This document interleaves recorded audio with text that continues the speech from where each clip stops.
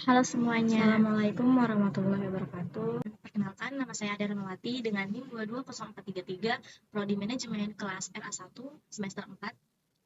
Tujuan membuat video ini yaitu untuk memenuhi tugas ujian tengah semester mata kuliah perilaku organisasi dengan dosen pengampu Ade Faisal Mabtuhi SEMM. Sebelumnya, saya di sini akan menjelaskan materi yang pertama yaitu konsep dasar perilaku organisasi. Nah, yang dimana ini tuh meliputi beberapa aspek penting dalam kehidupan kita, yang dimana untuk memahami perilaku individu ataupun kelompok. Nah, dalam suatu organisasi juga ada beberapa konsep dasar yang terkait dengan perilaku organisasi. Yang pertama adanya konsep dasar organisasi. Nah, di sini juga konsep organisasi juga mencakup suatu pemahaman tentang fungsi atau tujuan organisasi, yang dimana untuk membantu dan memahami bagaimana perilaku individu atau kelompok ini mempengaruhi kinerja organisasi. Yang kedua yaitu adanya dimensi-dimensi pokok teori organisasi. Adanya dimensi-dimensi pokok teori organisasi ini meliputi aspek seperti struktur, budaya, dan motivasi. Nah, masing-masing dimensi ini juga sangat berpengaruh pada perilaku individu atau kelompok dalam suatu organisasi. Nah, ada yang ketiga yaitu kerangka dasar konsep perilaku organisasi. Nah, yang dimana kerangka dasar konsep ini juga sangat berpengaruh dalam organisasi. Biasanya ini juga mencakup seperti perilaku individu, perilaku antar individu, atau perilaku kelompok. Nah, masing-masing aspek ini juga mempengaruhi bagaimana cara kita berperilaku dalam organisasi atau berfungsi dengan bagaimana organisasi ini dapat mencapai dengan suatu tujuan yang harus kita capai. Nah, ada yang keempat yaitu perbedaan perilaku organisasi dengan ilmu perilaku lainnya. Nah, terdapat perbedaan dalam perilaku organisasi ataupun dengan perilaku lainnya. Perilaku organisasi ini dapat dibedakan dengan ilmu perilaku lainnya, seperti psikolog dan sosiologi. Nah, perbedaan ini juga dapat membantu kita untuk memahami bagaimana perilaku organisasi ini berbeda dengan perilaku lainnya.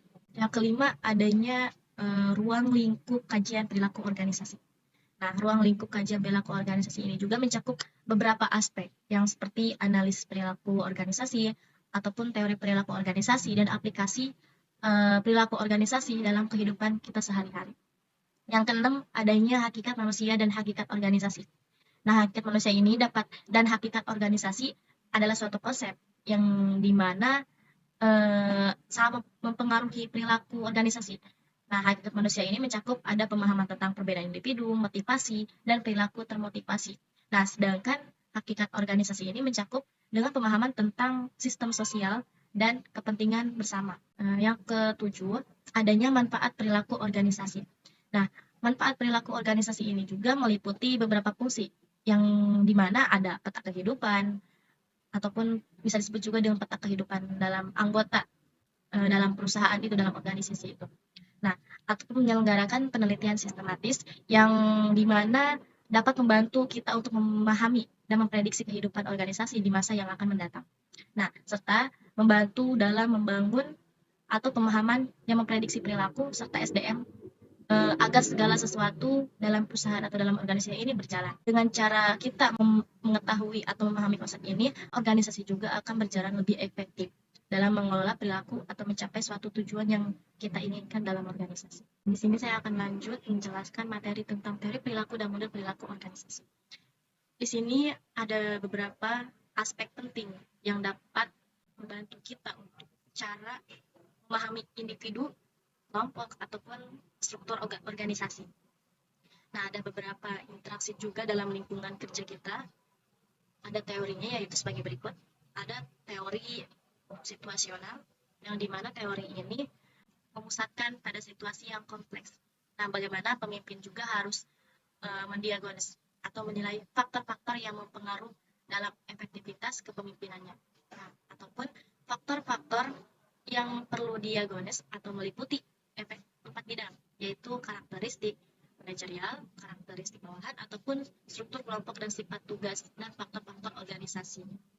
Di sini juga ada teori keatribusian. Nah, teori ini juga menekankan bahwa pemimpin pada dasarnya adalah pengolah informasi. Nah, pemimpin ini juga mencari sebagai informasi tentang mengapa suatu itu terjadi dan mencoba mencari penyebabnya. Nah, yang akan Nah, ini juga yang akan dipergunakan sebagai pedoman atau perilaku pemimpin.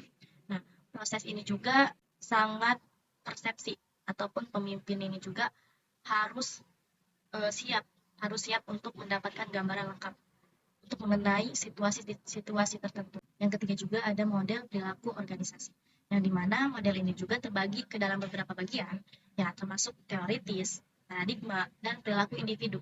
Nah, serta model ini membantu memahami bagaimana perilaku organisasi berfungsi dan bagaimana organisasi ini dapat mencapai suatu tujuan. Nah, di sini juga ada teori motivasi.